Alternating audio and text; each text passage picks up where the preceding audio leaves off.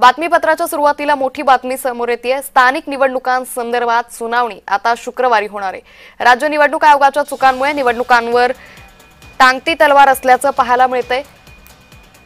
तर स्थानिक निवडणुकांसंदर्भात ही मोठी अपडेट सध्या समोर येते। राज्य निवडणूक आयोगाच्या चुकांमुळे निवडणुकांवर तलवार टांगते। तर स्थानिक निवडणुकांसंदर्भातली सुनावणी ही आज 11 ते 12 दरम्यान होणार होती, मात्र ही सुनावणी आता पुढे ढकलण्यात आल्याची मोठी अपडेट समोर येते।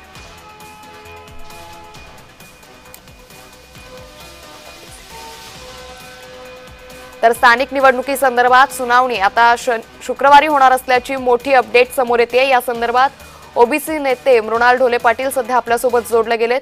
मृणाल सर, आपण पाहतोय आता स्थानिक निवडणुकांसंदर्भात सुनावणी शुक्रवारी होणार आहे आणि राज्य निवडणूक आयोगाच्या चुकांमुळे निवडणुकांवर ही टांगती तलवार दिसून येते। हो, सगळ्यात पहिली गोष्ट म्हणजे आज सुनावणी झाली। चीफ जस्टिस सूर्यकांतजी आणि जयमाला बागची या दोन जणांच्या बेंच समोर आज सुनावणी झाली आणि त्याच्यामध्ये कोर्टाने ऑब्झर्वेशन असं केलं की आम्ही 50% वर अलाव करणार नाही। ज्या काही निवडणुका लागलेल्या आहेत, जवळजवळ 650 स्थानिक स्वराज्य संस्थेच्या निवडणुका लागलेल्या आहेत, पैकी 157-158 ठिकाणी 50% आरक्षणाची मर्यादा क्रॉस होतीये।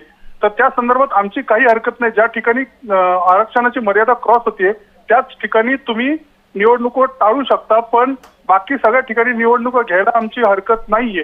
पण या सगळ्या संदर्भात आता शुक्रवारी न्यायालयाने तारीख दिलेली आहे। पण मला असं वाटतं की या संदर्भात ज्या निवडणुका चालू आहेत की ज्याचं 2 तारखेला आता मतदान आहे त्याच्यावर काही परिणाम होणार नाही, पण ज्या येऊ घातलेल्या निवडणुका आहे विशेषतः जिल्हा परिषद आणि महानगरपालिकेच्या त्याच्यामध्ये निश्चित 50% ज्या खाली आहेत त्यांच्या व्हायला काही अडचण नाही। 50% वर ज्यांच्या जागा गेलेल्या आहेत त्या थोडंफार निवडणूक आयोगाने करेक्शन करून तात्काळ लवकरात लवकर त्याही निवडणुका लावाव्यात। पण याच्यामध्ये कोर्ट काय बोलतं हे कोर्ट काय ऑब्झर्वेशन करतं हे बघणं गरजेचं आहे।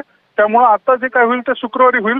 तुर्तास जे सध्या निवडणुका सुरू आहेत त्याला कुठलाही धोका नाही असं दिसतंय, पण जे काय होईल ते शुक्रवारी होईल। याच्यात निश्चित निवडणूक आयोगाची चूक आहे। 50% मर्यादा असताना निवडणूक आयोगाने 50% मर्यादा का ओलांडली हे माहिती नाही, पण याच्याकडे आम्ही सगळे लक्ष ठेवून आहोत। निश्चित आम्हाला वाटतं सरकार आणि निवडणूक आयोग अतिशय चांगली बाजू मांडेल आणि एक सकारात्मक निर्णय आपल्या सगळ्यांना पाहायला भेटेल। जी मृणाल सर, खूप धन्यवाद आपण जय महाराष्ट्रला दिलेल्या प्रतिक्रियेसाठी।